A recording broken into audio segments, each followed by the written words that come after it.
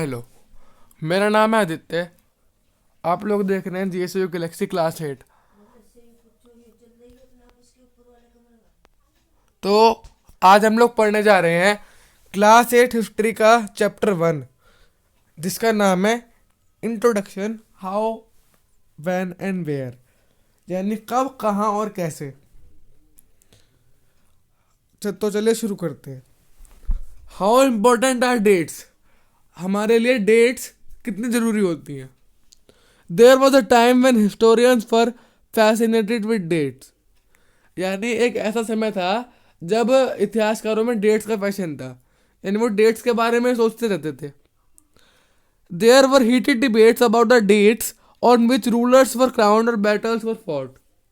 ऐसी गर्म डिबेट्स होती थी, यानी बहुत भारी डिबेट्स होती थी उन डेट्स के बारे में जब किसी रूलर को क्राउन किया जाता था, यानी किसी रूलर को राज्याभिषेक होता था या फिर लड़ाइयाँ लड़ी जाती थी। In the common sense notion, history was synonymous with dates. सीधी सीधी बात में, यानी सीधी सीधी भाषा में, हिस्ट्री जो थी वो डेट्स से सिनोनिमस थी, यानी हिस्ट्री का मतलब डेट। हिस्ट्री को अगर आप किसी और वर्ड में कहना चाहो तो डेट।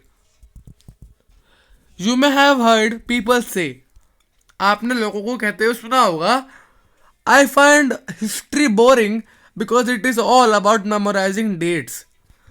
कि मुझे हिस्ट्री अच्छी नहीं लगती, मुझे हिस्ट्री बोरिंग लगती है क्योंकि उसमें सिर्फ डेट्स याद करनी पड़ती है, यानी उसमें सिर्फ डेट्स पढ़ाते हैं और कुछ तो करवाते नहीं है। इस तरह कंसेप्शन ट्रू? क्या ये धारणा सही है? नहीं है, क्योंकि हिस्ट्री में डेट्स के अलावा भी बहुत कुछ होता है। History is certainly about changes that occur over time. History उन चेंजेस के बारे में होती है जो कि अलग अलग समय में होते हैं। It is about finding out how things were in the past and how things have changed, यानी कि ये उस चीज़ का पता लगाने के लिए होती है कि चीज़ें पास्ट में कैसी थी और अब कैसी हैं, यानी अब कैसे बदली हैं। As soon as we compare the past with the present, जैसे ही हम अपने पास्ट को अपने प्रेजेंट से कंपेयर करते हैं, वी रेफर टू टाइम, हम एक टाइम के बारे में बात कर रहे हैं। We talk of before and after, हम बिफोर एंड आफ्टर के बारे में बात कर रहे हैं, यानी बिफोर मतलब पहले और आज के बारे में बात कर रहे हैं। Living in the world, we do not always ask historical questions about what we see around us. दुनिया में रहते रहते हम अपने आसपास की चीज़ों के बारे में कभी भी हिस्टोरिकल क्वेश्चंस नहीं पूछते हैं, यानी जैसे ये चीज़ कब हुई, कैसे हुई, ये सब नहीं पूछते। We take things for granted, हम चीज़ों को फॉर ग्रांटेड लेते हैं, यानी हम अपने आसपास की चीज़ों को कम आंकते हैं। As if what we see has always been in the world we inhabit, यानी कि हम ऐसा सोचते हैं कि जो चीज़ हम देख रहे हैं वो हमेशा से इस दुनिया में थी। But most of us have our moments of wonder when we are curious and we ask questions that actually are historical, यानी कि हम में से बहुत सारे लोगों के पास अपने अपने मोमेंट्स ऑफ वंडर हैं, यानी ऐसे क्षण जब हम चौंक जाते हैं और जब हम क्यूरियस होते हैं तो हम जो क्वेश्चंस पूछते हैं ना वो असली में हिस्टोरिकल क्वेश्चंस होते हैं। Watching someone sip a cup of tea at a roadside tea stall, you may wonder, किसी को चाय की टपरी पर चाय पीते हुए देखकर आपने सोचा होगा, when did people begin to drink tea और कॉफ़ी? लोगों ने चाय और कॉफ़ी पीना कब शुरू किया?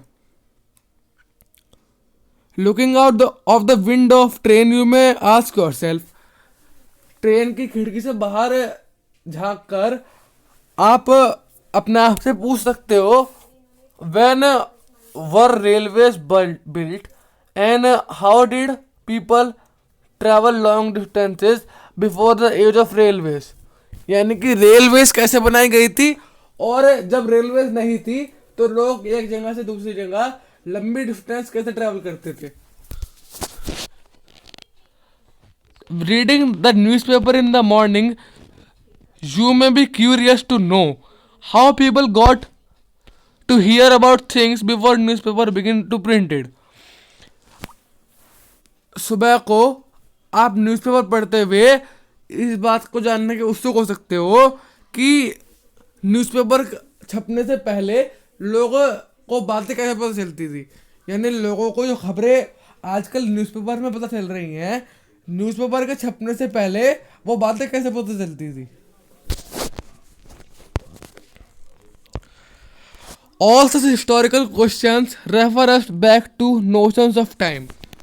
यही सारे इतिहास से रिलेटेड क्वेश्चंस जो हैं वो हमें टाइम में पीछे लेके जाते हैं.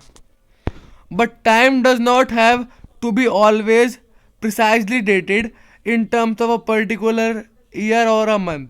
लेकिन जो टाइम होता है वो हमेशा किसी लाइन में डेटेड नहीं होता कि इस तारीख को ये हुआ या इस तारीख को ये हुआ, यानी कि टाइम में कोई पर्टिकुलर ईयर या मंथ नहीं होता कि किसी राजा का राज्याभिषेक हुआ तो इसी साल हुआ, इसी दिन हुआ, ऐसा नहीं है. Sometimes it is actually incorrect to fix precise dates to processes that happen over a period of time. कभी कभी इन प्रिसाइज डेट्स को ये इनकरेक्ट होती हैं, इन्हें ठीक करना इनकरेक्ट होता है, यानी कि हमें इन्हें ठीक नहीं करनी चाहिए. और बहुत सारी चीज़ें उस पीरियड में घट जाती हैं. People in India did not begin drinking tea one fine day. India में जो लोग थे उन्होंने चाय किसी एक ही दिन से शुरू नहीं की पीनी, यानी कि मान लो आज 17 तारीख है तो ऐसा नहीं है कि चाय 17 तारीख से ही पीनी शुरू करी होगी. They developed a taste for it over time. उन्होंने चाय का स्वाद एक लंबे समय तक लिया. There can be no one clear date for a process such as this. इस तरीके के प्रोसेस के लिए कोई एक फिक्स डेट नहीं होती, यानी कि इसी दिन ये काम हुआ ये नहीं होता. Similarly we can't fix one single date on which British rule was established. उसी तरीके से हम किसी एक डेट को नहीं फिक्स कर सकते कि जो ब्रिटिश इंडिया में आए वो इसी दिन आए थे, ऐसा नहीं है. और द नेशनल मूवमेंट स्टार्टेड, या फिर जो नेशनल मूवमेंट था वो स्टार्ट हुआ था. और changes took place with in the economy and society, या फिर इकोनॉमी और सोसाइटी में इसी दिन चेंज हुए थे. ये कोई डेट फिक्स नहीं होती. तो इसलिए जो भी कोई चीज़ें होती हैं जैसे कि ब्रिटिश इंडिया में आए वो किसी फिक्स दिन पर नहीं आए.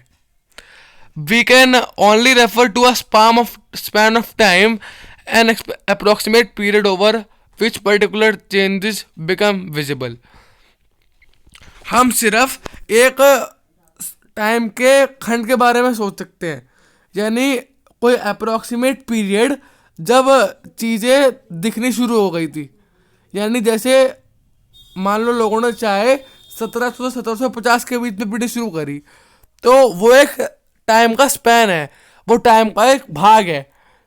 तो जब चाय पीनी शुरू हो गई तो तब माना गया कि चाय पीनी इस डेट में शुरू हुई होगी, वो किसी दिन में शुरू नहीं हुई. Why then do we continue to associate history with a string of dates? तो हम हिस्ट्री को सिर्फ डेट से क्यों एसोसिएट करते हैं, यानी सिर्फ डेट से क्यों सोचते हैं कि हिस्ट्री पढ़ रहे हैं तो सिर्फ डेट्स ही आएंगी. हिस्ट्री में डेट्स के अलावा बहुत कुछ आता है. जैसे हमें बहुत नई नई चीज़ें पता चलती हैं कि हमारे इतिहास में क्या हुआ. This association has a reason. इस जो ये धारणा है इसका भी एक रीज़न है. There was a time when history was an account of battles and big events. एक समय था जब हिस्ट्री में बैटल्स और बड़े बड़े इवेंट्स के बारे में बताया जाता था. It was about rulers and there policies. वो राजाओं और राजाओं की पॉलिसीज के बारे में था. Historians wrote about the year a king was crowned. जो इतिहासकार थे वो उस साल को लिखते थे जब कोई राजा का राज्याभिषेक होता था. द ईयर ही मैरिड, या फिर जिस साल उसकी शादी होती थी किसी राजा की. And the year he had a child, या फिर उस राजा को उसी साल में बच्चा हुआ था. तो ये सब लिखते हैं historians. The year he fought a particular war, यानी इस साल को उसने एक वॉर लड़ी थी. एग्जाम्पल के लिए बैटल ऑफ बक्सर, उसके लिए एक पर्टिकुलर ईयर है. ऐसे ही द ईयर ही डाइड, यानी इस साल वो मरा था. And the year the next ruler succeed to the throne, और वो साल जब दूसरा राजा उसकी राजगद्दी पर बैठ गया था. For events such as these specific dates can't be determined, and in histories such as these debates about dates continue to be important. इन इस जैसे इवेंट्स के लिए किसी स्पेसिफिक डेट का होना ज़रूरी नहीं है, और हिस्ट्री में इन डेट्स को लेकर डिबेट होनी इम्पॉर्टेंट है. As you have seen in history textbooks of the past 2 years, historians now write about a host of other issues and other questions. जैसा कि आपने पिछले 2 साल की हिस्ट्री की टेक्स्ट बुक्स में पढ़ा, जो हिस्टोरियंस हैं वो अब अलग अलग इश्यूज और अलग अलग क्वेश्चंस के बारे में लिखते हैं. They look at how people earned their livelihood, what they produced and ate, how cities had developed and markets came up, how kingdoms were formed and new ideas spread, and how cultures and societies changed. यानी कि वो देखते हैं कि कैसे लोगों ने अपना रहन सहन शुरू किया, कैसे उन्होंने प्रोड्यूस किया और खाया, कैसे सिटीज डेवलप हुई और मार्केट्स ऊपर आए, कैसे किंगडम्स बने, कैसे राजा महाराजा आए और नए नए आइडिया स्प्रेड हुए, और कैसे हमारा कल्चर, हमारी संस्कृति और हमारी सोसाइटी चेंज हुई. विच डेट्स, यानी कि कौन सी डेट्स, यानी कौन सी dates. By which criteria do we choose a set of dates as important. हम किस क्राइटेरिया से, यानी कि हम किस मानदंड से चूज करते हैं कि ये डेट्स इंपॉर्टेंट है. हम कैसे पता लगा पाते हैं कि यही डेट्स इंपॉर्टेंट है.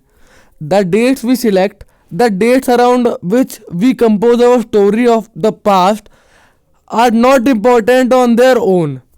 जो डेट्स हम चूज करते हैं और जिन डेट्स के आसपास हम अपनी पास्ट की स्टोरी को कंपोज करते हैं, वो अपने आप में कोई इम्पॉर्टेंट नहीं होती.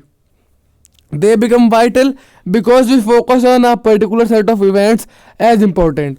वो सामने आती हैं क्योंकि हम उन डेट्स में घटे गए इवेंट्स के बारे में सोचते हैं. If our focus of study changes, if we begin to look at new issues, a new set of dates will appear significant. हम अगर हमारा स्टडी का फोकस चेंज हो जाए और हम नए नए इश्यूज के बारे में पढ़ने लगे या फिर उन्हें देखने लगे, तो हमें ऐसा लगेगा कि दूसरे तरीके की डेट्स भी इम्पोर्टेंट है. Consider an example. एक एग्जाम्पल को देखो. In the histories written by British historians in India, the rule of each governor general was important. जो हिस्ट्री ब्रिटिश हिस्टोरियंस के द्वारा लिखी गई है उसमें बताया गया है कि हर गवर्नर जनरल का रूल इम्पोर्टेंट था, यानी हर गवर्नर का रूल इम्पोर्टेंट था. These stories begin with the rule of the first governor general Warren Hastings. यानी कि ये हिस्ट्री शुरू हुई जब फर्स्ट गवर्नर जनरल ने रूल किया, जो कि थे Warren Hastings, and ended with the last voice Roy Lord Mountbatten. और आखिरी जो हमारे वॉइस रॉय थे वो कौन थे? Lord Mountbatten. इसी के साथ in separate chapters we read about the deeds of others. हम अलग अलग चैप्टर्स में अलग अलग लोगों के कारनामों के बारे में पढ़ते हैं. Hastings, Wellesley, Bentinck, Dalhousie, Canning, Lawrence, Lytton, Ripon, Curzon, Hardinge and Irwin. ये सब गवर्नर जनरल हैं जो कि अलग अलग चैप्टर में सिग्निफिकेंट होकर आए हैं. It was a seemingly never ending succession of governor generals and viceroy. ये जो है ऐसा लगता है कि गवर्नर जनरल और वॉइसरॉय इसका ये नेवर एंडिंग सक्सेशन है, यानी एक गवर्नर जनरल फिर दूसरा फिर तीसरा, ऐसा करके नेवर एंडिंग है. All the dates in these history books were linked to these personalities. जितनी भी डेट्स इस हिस्ट्री की बुक में हैं वो इन लोगों से कनेक्टेड है. To their activities, policies and achievements. उनकी एक्टिविटीज से, उनकी पॉलिसीज से और उनके अचीवमेंट से डेट्स कनेक्टेड होती हैं. यानी कोई भी डेट अपने आप में ज़रूरी नहीं होती, उसमें कोई इवेंट घटा होगा वो ज़रूरी होगा. It was as if there was nothing outside their lives that was important for us to know. ऐसा है जैसे कि उनके लाइफ के बाहर कुछ नहीं था कि जो हमारे जानने के लिए इम्पोर्टेंट हो. The chronology of their lives marked the different chapters of the history of British India. इस क्रोनोलॉजी से, यानी इस पद्धति से, उनकी लाइफ की इस पद्धति से हिस्ट्री ऑफ ब्रिटिश इंडिया के कई सारे चैप्टर्स मार्क किए गए हैं. Can we not write about the history of this period in a different way. क्या हम इस पीरियड की हिस्ट्री को किसी अलग तरीके से नहीं लिख सकते? How do we focus on the activities of different groups and classes in Indian society within the format of the history of governor generals. हम फोकस कैसे करेंगे उन एक्टिविटीज़ पे जो कि बहुत सारे डिफरेंट ग्रुप और क्लासेस की थी इंडियन सोसाइटी में, जब गवर्नर जनरल की हिस्ट्री लिखी जा रही थी उनके फॉर्मेट में. When we write history or a story we divide it into chapters. अगर जब भी हमको स्टोरी या फिर हिस्ट्री लिखते हैं हम उसे चैप्टर्स में डिवाइड करते हैं. Why do we do this? हम ये क्यों करते हैं? It is to give each chapter some coherence. ये हम इसलिए करते हैं जिससे हर चैप्टर को अपना इम्पोर्टेंस मिले, हर चैप्टर की अपनी एक इम्पोर्टेंस हो कि इस चैप्टर में ये है. It is to tell a story in a way that makes some sense and can be followed. वो एक स्टोरी बताए एक वे में जो जिसमें हमें सेंस भी लगे और जिसे हम फॉलो भी कर सकें. In the process we focus only on those events that help us to give shape to the story of British Governor Generals. The activities of Indians simply do not fit.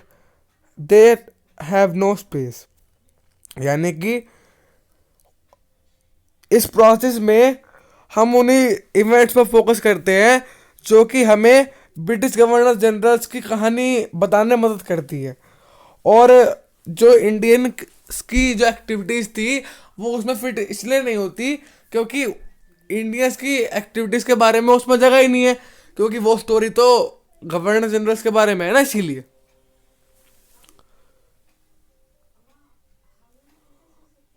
What then do we do, तो हम क्या करें?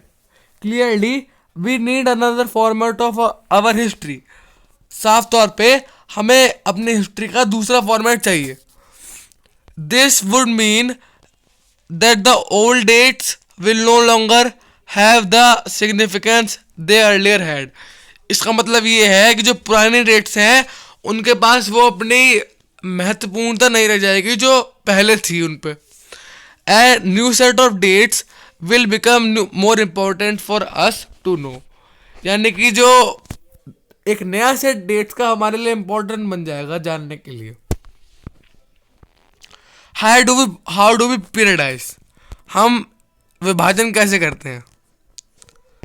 इन 1817 James mill, a Scottish economist, philosopher and political philosopher, published a magic 3-volume book, A History of British India। 1817 में एक Scottish economist और एक political philosopher जिनका नाम था जेम्स मिल, उन्होंने एक मासिक सा 3-वॉल्यूम वर्क पब्लिश किया जिसका नाम था A History of British India। In this he divided Indian history into 3 periods। इसमें उसने इंडियन हिस्ट्री को 3 पीरियड्स में डिवाइड किया, Hindu, Muslim and British. Hindu, Muslim और ब्रिटिश, इसे हम ये भी कह सकते हैं हिंदू, मुस्लिम और Christian. This periodisation came to be widely accepted, और इस पीरियडाइजेशन को बहुत खुले तौर पर एक्सेप्ट भी किया गया। Can you think of any problem with this way of looking at Indian history? क्या आप सोच सकते हो इस तरीके से इंडियन हिस्ट्री को देखने में कोई प्रॉब्लम है? Why do we try and divide history into different periods? हम हिस्ट्री को डिफरेंट पीरियड्स में बांटने का ट्राई क्यों करते हैं? Why do so in an attempt to capture the characteristics of a time. हम इसलिए करते हैं जिससे हम टाइम की कैरेक्टरिस्टिक्स को कैप्चर कर सके, यानी उन्हें कैद कर सके।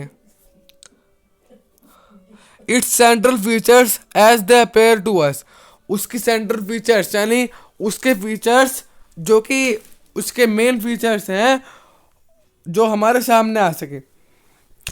So the terms through which we periodise, that is demarcate the difference between period become important। तो जो टर्म है जिससे हम पीरियडाइज करते हैं वो है demarcate the difference between periods, यानी उन पीरियड्स के बीच का डिफरेंस हम मार्क कर सकें,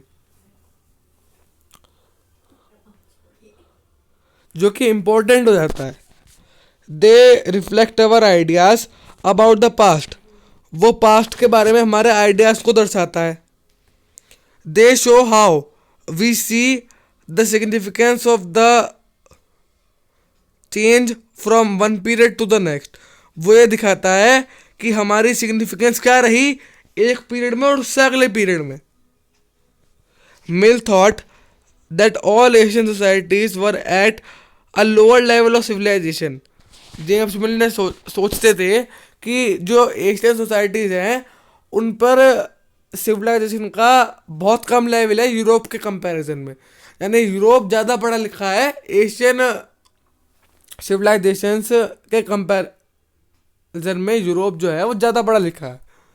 according to his telling of history, before the British came to India, Hindu and Muslim despots ruled the country. उसके हिसाब से, जिस हिसाब से उसने हिस्ट्री बताई है जेम्स मिल ने, उसके हिसाब से ब्रिटिश के आने से पहले इंडिया में हिंदू और मुस्लिम लोगों ने कंट्री पर राज किया। Religious intolerance, caste taboos and superstitious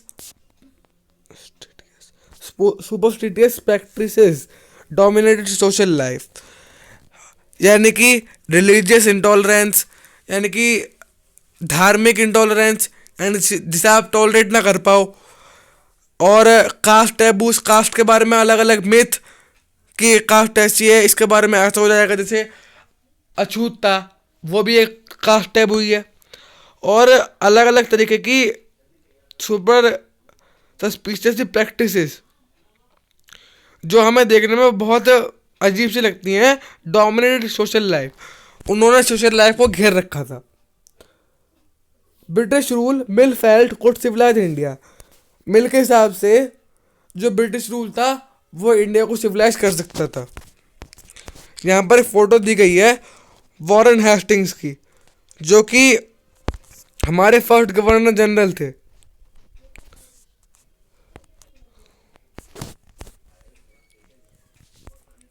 To do this, it was necessary to introduce European manners, arts, institutions and laws in India. इसे करने के लिए ये नेसेसरी था कि यूरोपियन आर्ट्स और मैनर्स को और इंस्टीट्यूशंस को इंडिया से इंट्रोड्यूस किया जाए और उसके लॉज को यहाँ पे लागू किया जाए। Mill in fact suggested that the British could conquer all the territories in India to ensure the enlightenment and happiness of the Indian people. मिल के हिसाब से तो मिल ने यह सजेस्ट किया था कि ब्रिटिश जो है वो इंडिया की सारी टेरिटरीज को कॉन्कर कर लेते हैं, यानी कब्जा में कर लेते हैं, ये इंश्योर करने के लिए कि इंडियन पीपल खुश रहें। यानी ये ब्रिटिश के मिल सोचते थे कि ब्रिटिश जो हैं उन्हें इंडिया की सारे टेरिटरीज को अपने कब्जे में कर लेना चाहिए, जिससे जो इंडियंस हैं वो खुश रहें, उनकी खुशी के लिए। For India was not capable of progress without British help, क्योंकि इंडिया जो है ब्रिटिश हेल्प के बिना प्रोग्रेस नहीं कर सकता था, ये सोचते थे James mill. In this idea of history, British rule represented all the forces of progress and civilization. इस हिस्ट्री के आइडिया में जो ब्रिटिश रूल है उसने सारी सिविलाइजेशन की जो प्रोग्रेस है वो अपने नाम का रखी है, यानी जितनी भी प्रोग्रेस इंडिया में हुई वो ब्रिटिश के टाइम पर ही हुई। The period before British rule was one of darkness, जो पीरियड था ब्रिटिश रूल से पहले का वो एक डार्कनेस का पीरियड था, यानी वो बिल्कुल अंधेरा भरा पीरियड था। Can such a conception be accepted today, क्या ऐसी एक धारणा आजकल में एक्सेप्ट की जा सकती है? नहीं, क्योंकि ब्रिटिश रूल के बाद भी इंडिया ने बहुत प्रोग्रेस की है। In any case can we refer to any period of history such as Hindu or Muslim, ऐसे किसी केस में क्या हम रेफर कर सकते हैं हिस्ट्री किसी पीरियड को कि ये हिंदू का पीरियड था या मुस्लिम का पीरियड था? Did not a variety of faith exist simultaneously in this periods, क्या अलग अलग तरीके के फेथ इन पीरियड्स में एग्जिस्ट नहीं किया करते थे? Why should we characterise an age only through the religion of rulers of time? हम किसी एज को यानी किसी टाइम को उसके रूलर के रिलीजन के हिसाब से क्यों कैरेक्टराइज करते हैं? यानी जैसे मुगल बादशाह अकबर का रूल था तो हम यही क्यों सोचते हैं कि मुस्लिम का रूल था? ऐसा नहीं है।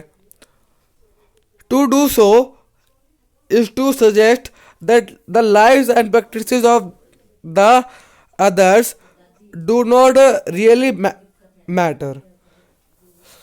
इन सब के लिए जो दूसरों की लाइफ्स और प्रैक्टिसेस थी उनका कोई मोल नहीं था, वो मैटर ही नहीं करती थी। We should also remember that even rulers in ancient India did not all share the same faith. हमें ये भी ध्यान रखना चाहिए कि एंशिएंट इंडिया में जो रूलर्स थे वो सब रूलर्स एक ही सोच के नहीं थे, सब रूलर्स अलग अलग सोच के थे एंशियंट इंडिया में.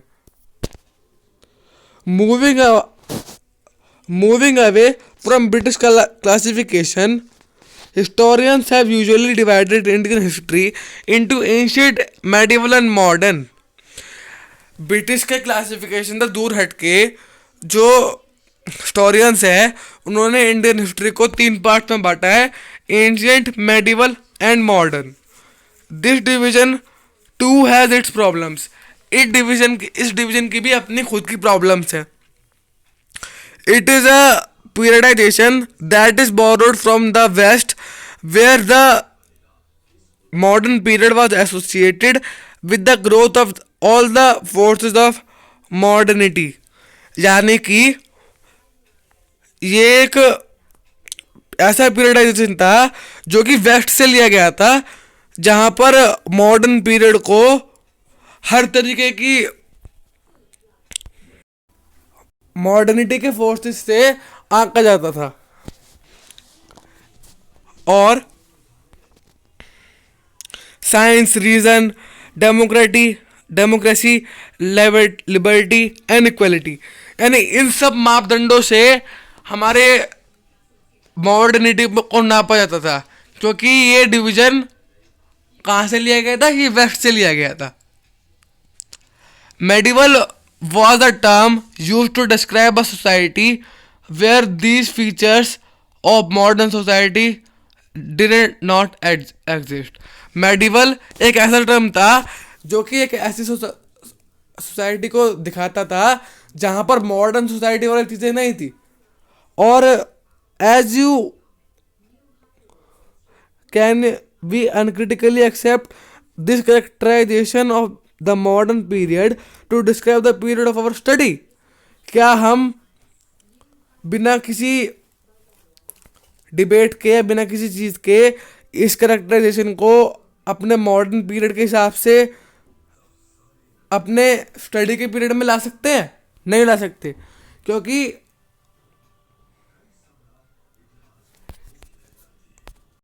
जो ऐसे पीरियड्स होते हैं इन्हें एक्सेप्ट करने के लिए डिबेट्स भी करनी पड़ती हैं. As you will see in this book, under British rule, people did not have equality, freedom और liberty. यानी कि जैसा कि आप इस बुक में पढ़ोगे, ब्रिटिश रूल में ना तो लोगों के पास इक्वालिटी थी, समानता थी, फ्रीडम भी नहीं थी और लिबर्टी भी नहीं थी, अपना आत्मसम्मान भी नहीं था और अपनी फ्रीडम भी नहीं थी, स्वतंत्रता भी नहीं थी. Nor was the period one of economic growth and progress. और ये कोई इकोनॉमिक ग्रोथ और प्रोग्रेस का पीरियड भी नहीं था. Many historians therefore refer to this period as colonial. बहुत सारे हिस्टोरियंस इसीलिए इस पीरियड को कॉलोनियल मानते हैं. Colonial. What is colonial? Colonial क्या है? In this book, you will read about the way the British came to conquer the country and establish their rule. इस बुक में हम पढ़ेंगे कि ब्रिटिश हमारी कंट्री को कब्जाने के लिए कैसे आए और उन्होंने अपने रूल को कैसे सेट किया. सब्जुकेटिंग लोकल नवाब्स एंड राजाज. और लोकल नवाब्स और राजाज को अपने अधीन करके उन्होंने अपनी हमारी कंट्री पर कब्जा कैसे कर लिया. You will see how they established control over the economy and society. आप देखेंगे कि उन्होंने इकोनॉमी और सोसाइटी पे कैसे कंट्रोल किया.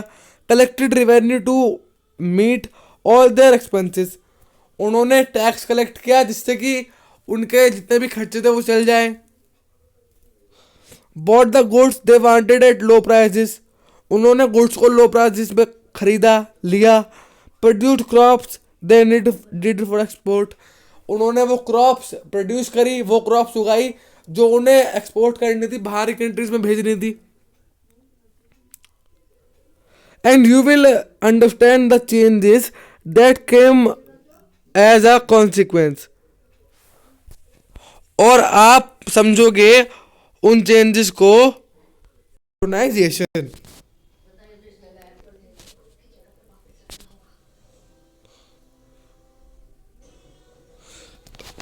You will, however, find that all classes and groups did not experience these changes in the same way.